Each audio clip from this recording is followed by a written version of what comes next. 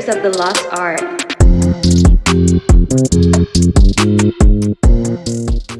Welcome, welcome, welcome. Faders of the Lost Art live at NAMM 2025 here at the Cloud Mics booth. Big shout out to Cloud Mics. Thank you for sponsoring us. I'm going to start with this amazing panel of guests this morning. Day 3, we've had an epic time so far. My good friend Nicholas D. Lorenzo, a.k.a. Panorama Mastering from Australia, making waves worldwide. Let's go. Yes, sir. Y'all already know my co-host, the one and only, the legend, Bob Horn. Thank you. Usher, BTS. El Chivo.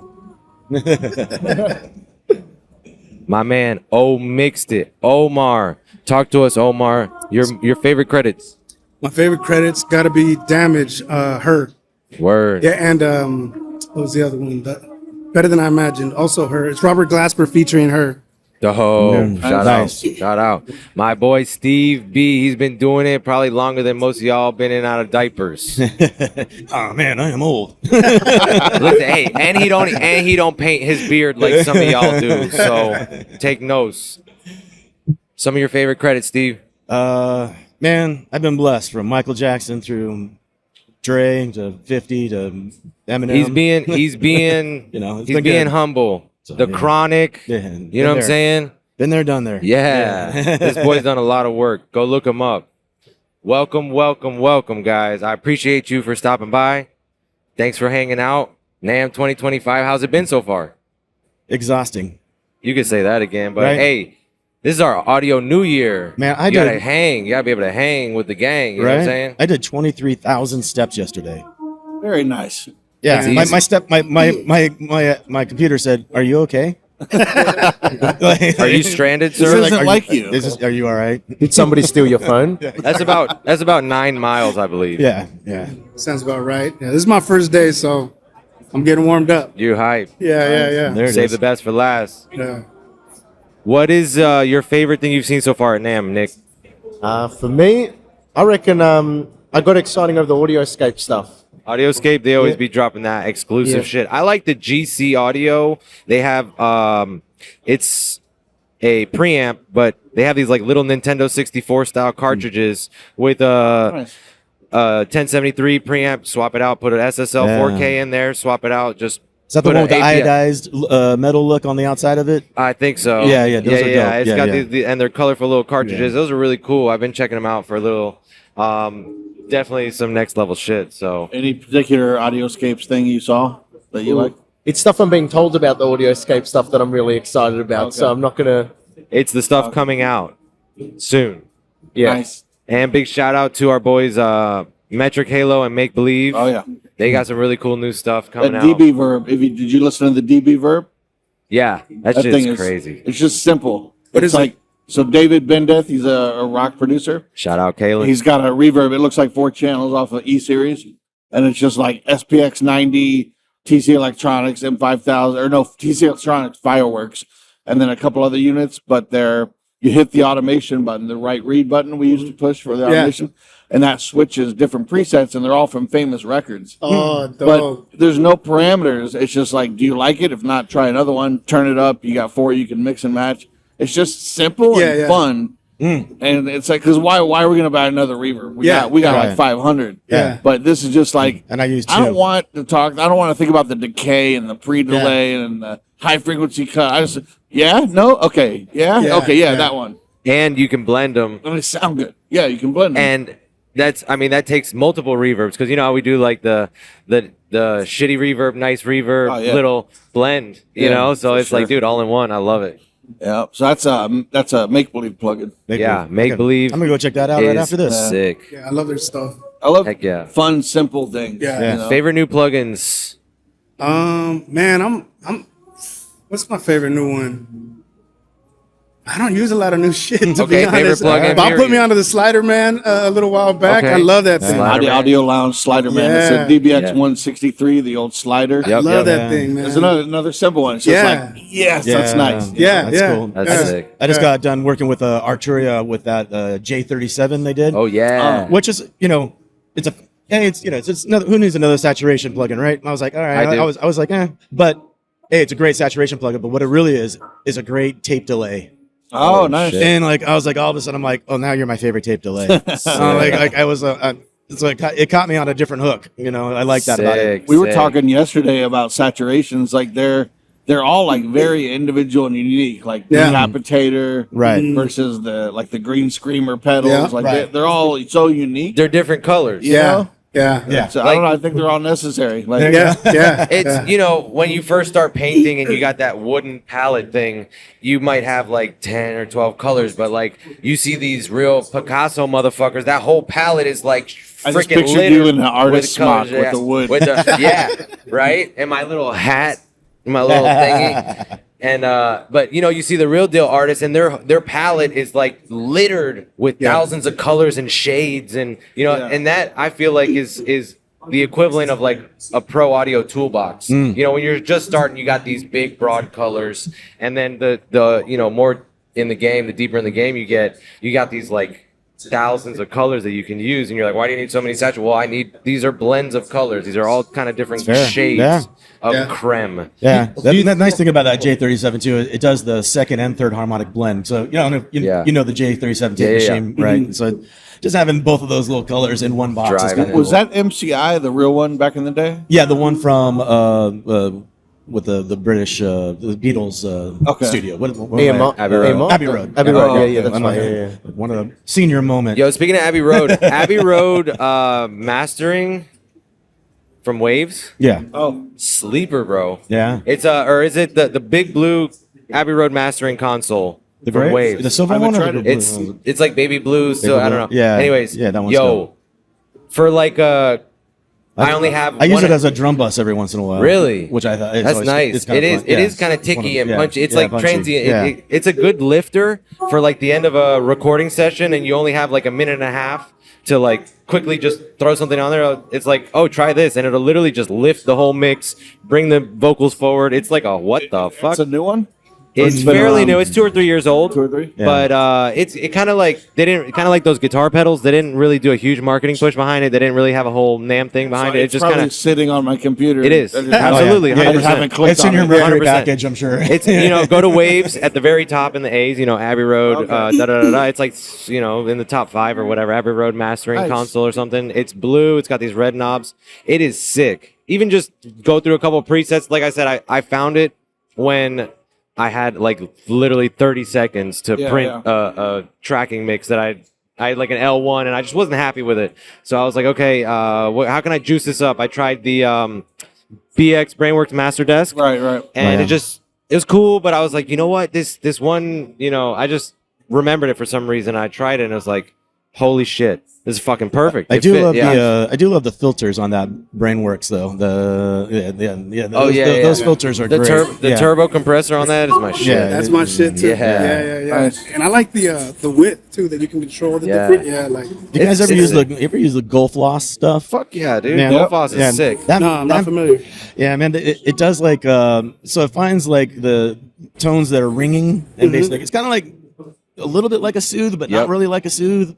But you know, you can kind of like almost adjust it like on bias, like Oh, you're adjusting yeah, bias, and so it really just kind of finds things that are humming in your mixes and kind of like brings those Yeah. trouble noises down a little bit. I kind of enjoy it every once in a while. Sometimes It's it gets it all of a sudden my mix is too open and I have to like Yeah, like, it can do that too. You know what I mean? It's like what Yeah. did I just do? But Right. it's a powerful tool. It is very powerful. You know, they have a live version. Yeah, which runs quicker, Exactly. less CPU. A little bit less. Yeah, there I you got go. both. Yeah, So yeah, that's a new update they did. Definitely shout out Goldfoss. And Yeah. they have a new plugin called Craft Tour. Yeah, the multi-band Yeah. clicker. Yeah. yeah. Talk Yeah. about loud, man. That thing, you can get so loud with that. Yeah, that thing's Oh. crazy. Yeah. What? Sauce. Have you guys used the Magma tubes? That's maybe a newer one that I've been That's fucking one I with. forgot about. Like, Yeah. when I got it. I was all into it whenever we all were. Yeah. And then I forgot about it. Like, Because you're overusing it a little Yeah. bit. 'Cause it's new. It's fun to come back around to plugins that you kind of forget about sometimes. You're Sure. like, oh yeah, I forgot about that. Sure. Don't. Like one recently, I was using that Surfer EQ, oh yeah, and yeah. I forgot how much that fucking saves my life. Wow. Wow, yeah. like it's so great on bass. Like it just follows the note exactly. So Man. Sound Antares Reyez. actually has a really good one as well. oh really? Yeah. I believe it's called Vocal EQ, and it has a little bit of and it's actually a little bit more precise than Surfer. Oh, interesting. Yeah, so definitely gonna check try that it out on Tara's vocal EQ. And I do like using that. Also, does it? So one of the ways I use the Surfer one is like as like in key mode, right? So I'll have it cutting where the vocal is. So like if a keyboard is really too much in that area or whatever, I'll dip it and then have it keyed by the vocal. So now whatever the vocal note is going, it's dipping just that little bit of frequency that's where the really vocal cool. to let the vocal sit just without being interrupted by that other noise. I've been using it for on live drums for hi-hat bleed on the snare. So it'll just shelf down the high end. Genius. In between the snare hits. Damn. But it's quick enough to pop up and get the brightness of the snare. Damn. That's genius. I like that. But that trick is cool too. Yeah. It's a fun EQ. I'm gonna try it with that on H.e.r though. I'm gonna get that one. Yeah, it's sick. It's a little processing heavy, so make sure you got the bandwidth on the Everybody on the CPU. upgraded to Pro Q4. You know Not what? yet, I not didn't yet. yet. I keep on meaning to do it. So like you can turn an individual band into like a soothe type spectrum Right. That's Oh, what wow. I heard. dynamic. Yeah. One thing to note, a lot of people don't know, is even if you're on zero latency, engaging that automatically puts you on linear phase. Oh, okay. Just so people know. Yeah. But I don't mind the linear phase. What's your take? Yeah, what's your take on linear phase, guys? Do you use it? Do you not? that's a question for this guy. Is it okay? That's actually a great question, and I think you've done a couple videos on this too. Great videos, by the way, if you haven't checked them out. Can you tell us a little bit about when to use it, when to not use it? When is it not a good idea to use linear phase, or when is it a good idea? So I'm going to go over all the use cases for good ideas for linear phase. All right. You clip something to buy headroom. If you're in natural phase, you're going to change the peak level. It's going to tip. You want to go linear phase for that, so that way at least you keep the same peak level, you keep the same headroom. Next use case, mid-side. If you're using any EQ on the side and you use natural phase, you're going to change the summing matrix and actually shift the stereo field. So you want to be in linear phase when you're doing mid-side. Now, trade-offs. If you're doing any narrow filters, especially in the low ends or really tight notches, there's going to be a bit of pre-ringing, and you want to avoid that. So if you're going to be doing filters in the low end, try and keep it before the clipper, natural phase, and then clip after. And that's just like really tightly packed 90% of use cases that you're going to come across having to choose between the two. Nice. I like it. Nice. What about the one in the middle? What's the one in the middle? Natural. The natural phase, now, the natural phase is meant to act like a normal EQ, like the zero latency.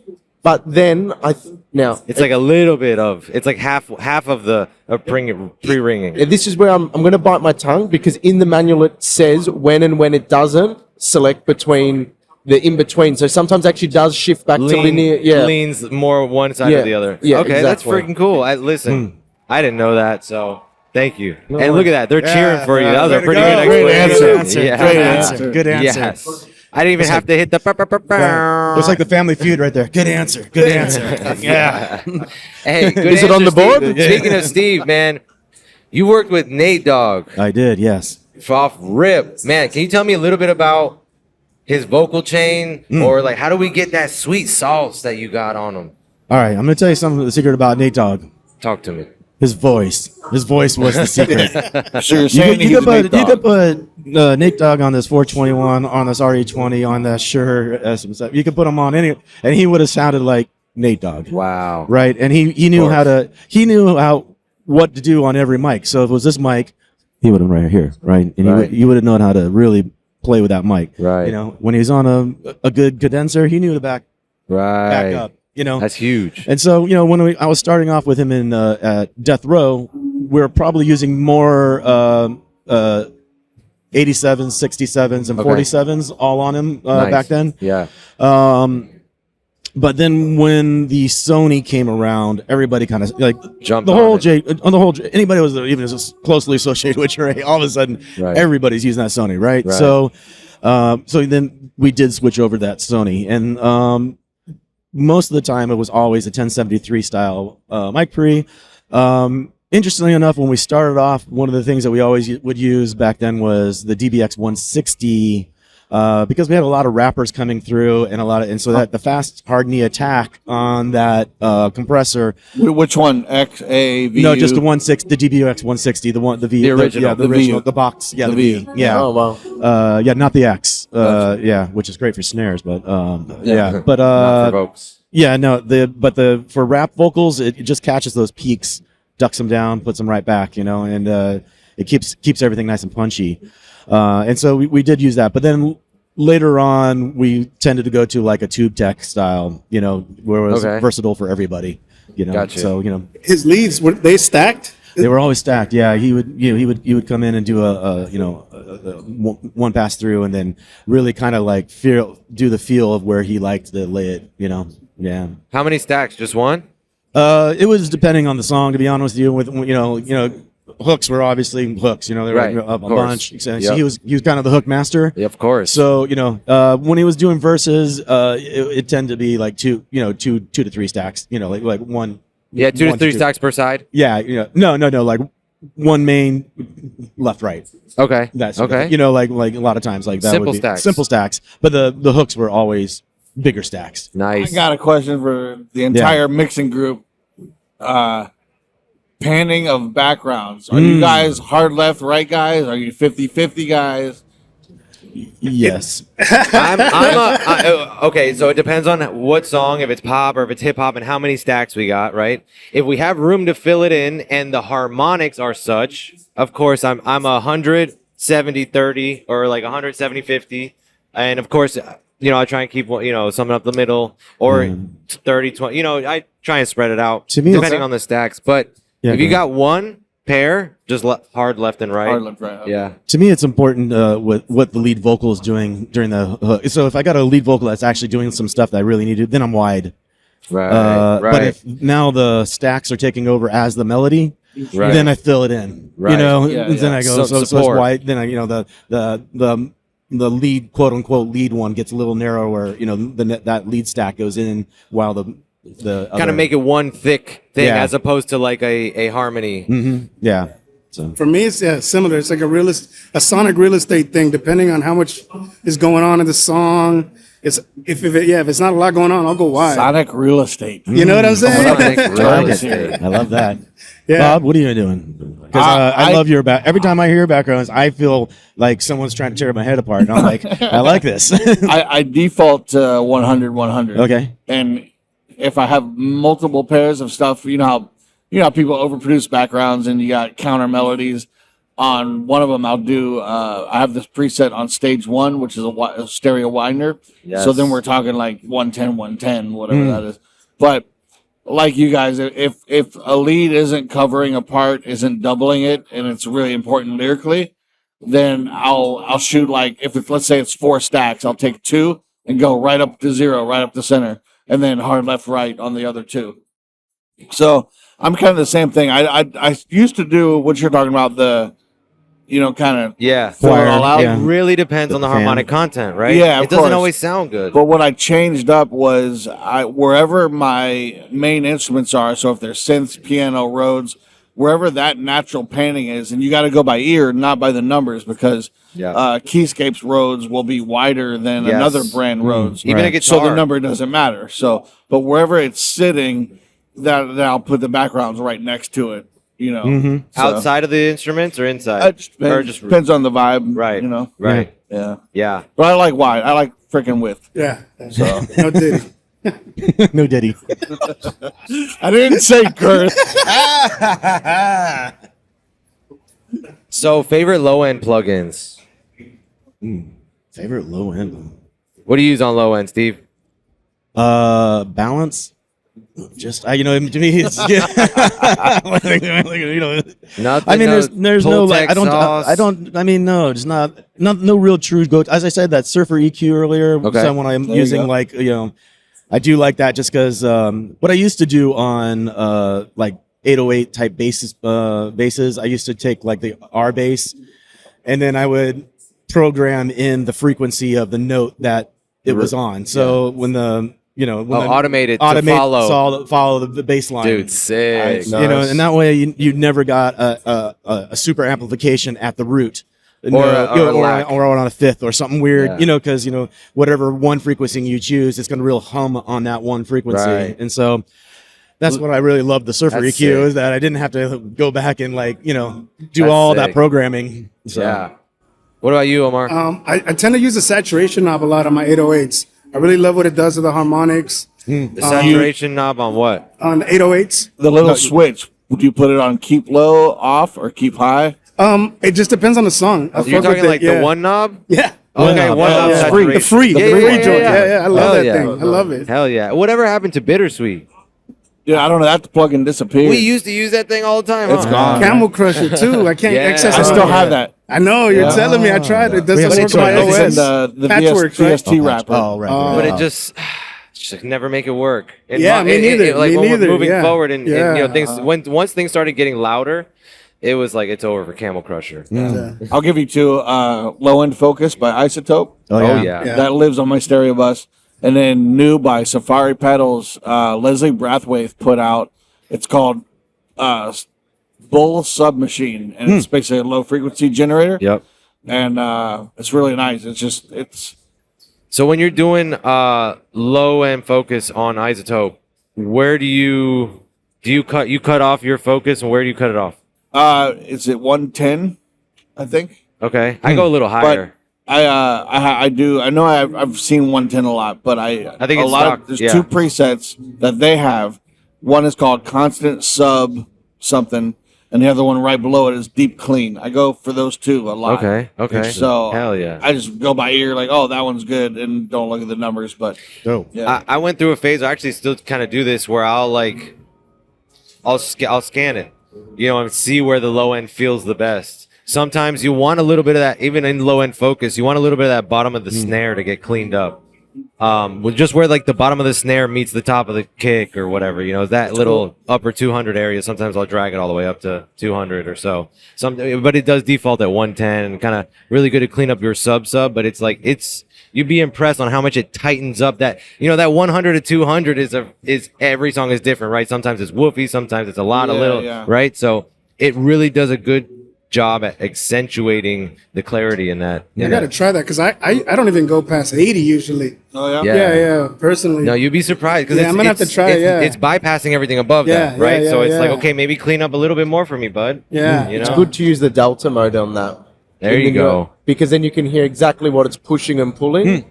Yeah. Right. And it's just a Genius. great way if you want to just get you got it in a space, you think it's good, then just hit the delta and go, oh, it's taking the trans into the kick, or it's booming out the 808, the sustain of it. Yeah. And then, you know, you can just fine tune it and then take it off, and then you're in a better I spot. love that, yo. Don't sleep on the Delta mode on plugins like Soothe. I'm gonna give you all another Delta secret. So you want to add a little ticky to your kick. You duplicate your kick, put Soothe 2 on it, or Spiff by Oak Sound, and maybe cut or boost or whatever you want to do, but you put it in Delta mode so you just hear the ticky and then parallel that back into your Nice. kick. I was just about to say that's like a double way of affecting, because I've seen people where they're in parallel, they'll take the delta of a signal and then start distorting it, reverb, doing Right. a And whole then you bunch could of blend stuff. it into taste. Yeah, huge yeah, fun. people are wild. One of my favorite parallels for the ticky, I do the SSL LMC Plus plugin. Okay. It's a trick we used to be doing back in the day when I was mixing on SSLs. Basically, back in the day, you were able to plug into the compressor that controlled the talkback Talkback, mic yep. in the middle of and that was Oh, we right. used that as a Listen parallel, mic yeah, compressor? so we used that as a parallel compressor back in the day, and so they replicated that at SSL Sick. as a Yeah. plug-in. So I use that all the time as my parallel Hell drum yeah. bus, and it has that attacky cool Ticky, stuff. ticky, you know? that's Yeah. awesome. Ticky ticky. That should be a plugin. Yeah, ticky ticky, ticky dot Yeah, VST. ticky, I use yeah. the, In the ticky I'm ticky gonna- room. Really quick on the SSL, they have a plugin called the Drum Strip. Yeah, as that's well. dope, And yeah. they also part of that. It's like modular, and one of the little modules That has the transient thing Transient, on that yeah. is It's, very I'm sharp. telling you, If, it's that if thing's you great. really need a ticky snap, ticky. Yeah. No, it's that. All right, we're all getting on that the drum ticky ticky. strip. Yeah, Ticky, dude. Hey, we all need. We need what we need as part of our palette, man. Talk to me, Omar. Oh no, I was just going to say I use the it's 1176 the UAD, and they got this preset called Kick Drum Blacker. You guys ever use that? That's what I Is it parallel with. all four plugged in. cool. Yeah, yeah, yeah. That's, That, you know, that's also a great that trick is a great for a parallel processing for vocals. Do you want that super compressed sound on the vocals and put all 4 of those in on pretty much any 1176 mod? I think it works great. Heck yeah. Do you do any paralleling, Nick?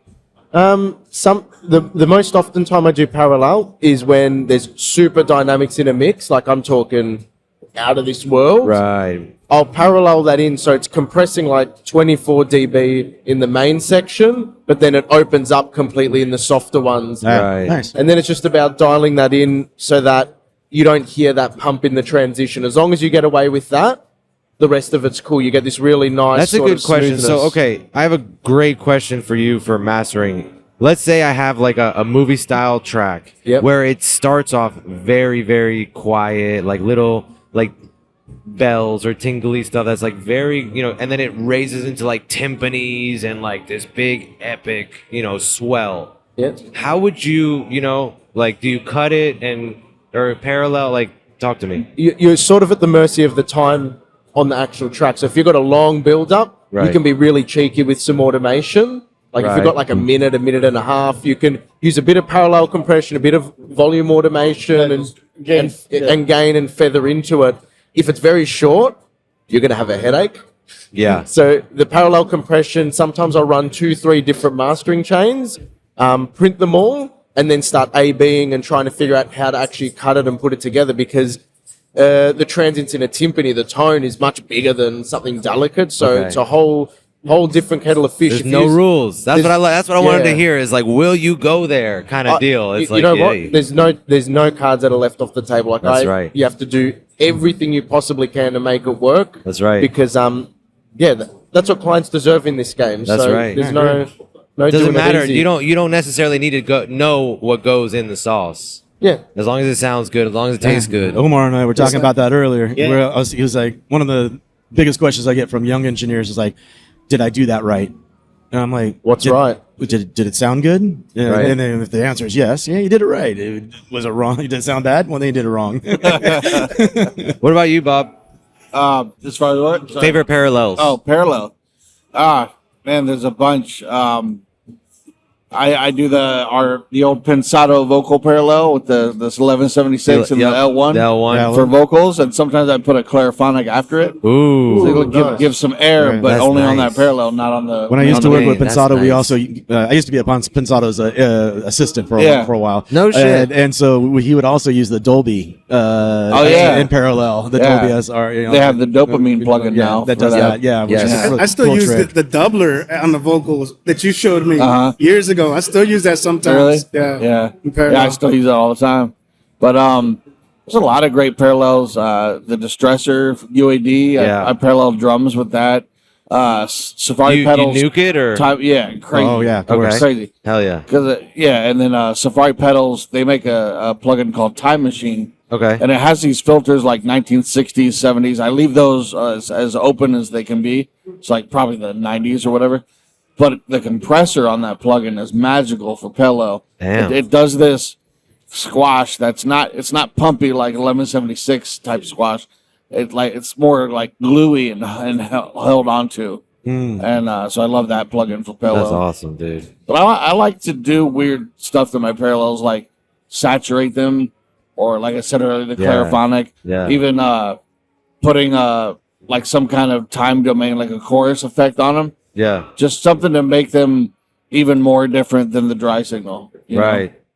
And as far as with that 1176 parallel, how forward do you want to bring it, or it depends on the mix, or Depends do you on have the like density of the song. I don't even use that trick unless the song's already pretty dense. Otherwise, I'm just Right. rocking with the main vocal. So, but yeah, I mean, sometimes I make sure the levels are the same. So you're looking at the meters. The parallel meter is taking up as much space as the main. Got it. But fader wise, they could be like only at the loudest, probably like 4 dB lower than the main lead. When wow. it's really loud. But Wow. usually I'd say probably like 20 down from Same. That's where I'm at. I'm That's somewhere the- that's the between typical. Yeah, you 20 know? to 30. Yeah. You know, if it's like a pop or a ballad or something, Yeah. I'll still add it. Even I know you said you usually sometimes will rock with just the main. I'll add it even if it's just like 40. You know, negative 40, negative 30, just to make sure at any part if things kind of like swell, it's not going to step on it or you know, and it's just always there. Or also just to make sure it cuts through on a phone or a weird system. You know, it's just that little extra. Yeah, you I know, definitely it do does that with helps. low end on bass. You know, I'll Oh, parallel yeah. just Talk to me. What are you paralleling on bass? Well, I'm also using like an 1176 or you know some sort of like especially on rock tunes when I'm doing like I do. A few, You ever do the Bones How? the what's that? The Bones How No. 1176 trick. So there's What's it? an engineer named Bones How, and Dave taught me this. Shout out Dave Pensado. You stack three 1176s, and there's different amount of compression that basically distorts the bass. Interesting. In a way that adds harmonics in the upper harmonics. Oh, interesting. Yeah, sick. Is That's your cool. parallel filter to be like all low end, or is it the full Yeah, signal? a lot of times I'll filter out a lot of the low. How high do you go with the filter? You know, probably around to 100, Okay. 120, 130, somewhere in there. You know, Gotcha. so you know, just so the subs are being taken care of on the actual bass tracks. You just crush that sub so it just doesn't go anywhere. Well, actually, to be honest with you, I let the sub be a little open. You know, you okay. know, give it room to breathe. I'm crushing the upper part so Gotcha. that it cuts through on phones. So Nice. now that the melodic part of that bass is really kind of just riding straight across. You know, Awesome. Yeah. Nice. What about you, O? Paralleling any low end or any low end songs you want to share? What do I use? I use the Little Labs sometimes. Yeah, the Lil Lab's great stuff. Yeah, I use Decapitator, Saturn. Like I said, the saturation. What's your favorite flavor on Saturn? Man, I'm like, you guys are all super technical. I fucking play, bro. I just like start playing shit, Next, moving next, shit, next. close my eyes. Does it Yeah. sound good? Does it feel good? There we go. You know? Hey, that's the real sauce. Right? Stop looking at this shit and start listening more. Yeah, I had an assistant the other day, and I was literally closing my eyes, and he's like, "Are you closing your eyes?" I'm like, "Yeah, bro, so I could hear better." And he just was like, of course. you The know, McGurk effect. You got to tell him about the McGurk effect. I don't even know what that is. You want to do it, Bob? Nah, go ahead. All right. Well, you need two people to do the McGurk effect. You're talking about The eyes take precedence over ears. The Gotcha, McGurk effect. gotcha. So the McGurk effect is basically the fact that eyes take precedence over ears, as in survival, etc., nature, whatever. So basically, your eyes will trick you into hearing something, right? And if you Google the McGurk effect or watch a YouTube video, it's basically two people, one of them actually saying the word ba ba ba ba ba, and then let's do it. And then so he's not gonna say anything, but he's gonna with his mouth say fa with an F. But I'm saying ba, but you're really gonna hear him. So first you're gonna start looking at me, and then you're gonna look at him. All right, ready? So you're doing the noise. Yeah, I'm doing the noise. All right. All right. Ba ba ba ba ba ba. Now look at him. Ba ba ba ba. That's crazy. Ba ba That's ba crazy. ba. I didn't change what I said, Yo. but if you look at him, you're gonna hear fa, Yeah. and if you look at me, you're gonna hear ba. Yeah. So I get that. That's yeah, crazy. I didn't know what that was called, but yeah. yeah, it's called the McGurk effect. And you know everybody's names. Yes, sir. Oh man. That's right. Hey, shout out Mike Denton. Yes, sir. OG in the game. OG in the game. Hey, we're gonna have you on the podcast in a little bit. Let's go.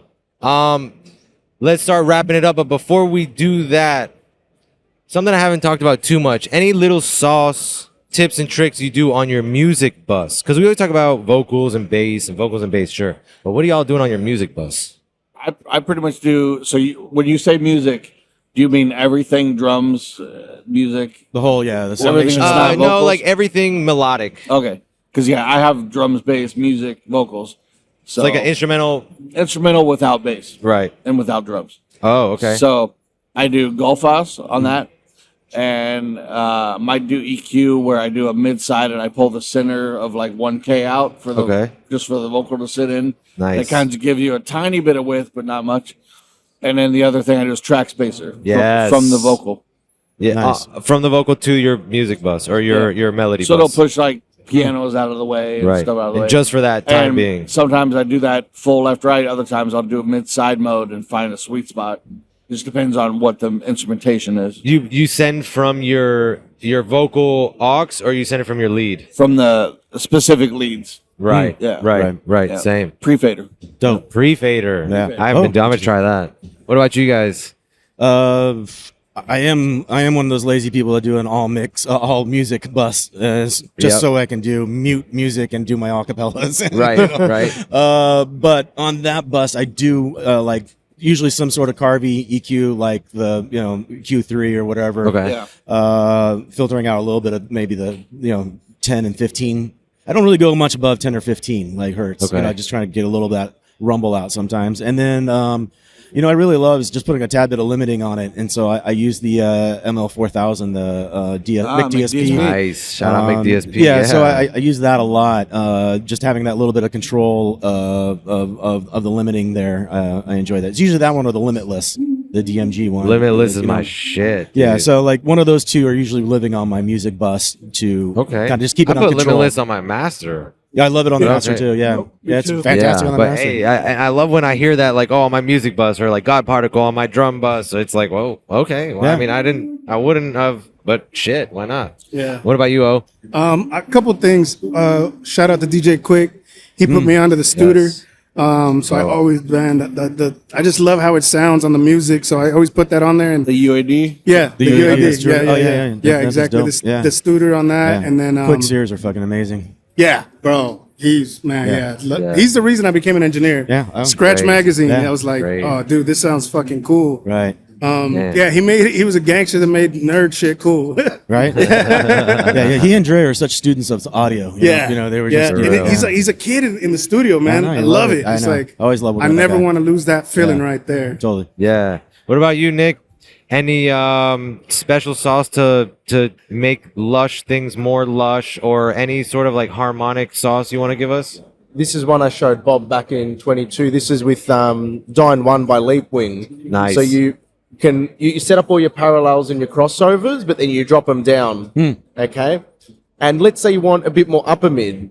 You get a really compressed version of the upper mid and you blend it in to give it more presence. Or if you got not enough low mid, but you can just basically highlight Wow. and saturate one part of the frequency Yep. spectrum, compressed, and just blend it. It's like a thickness blend. I want a bit more upper mid. I want a bit more air or less. A tone Right. control.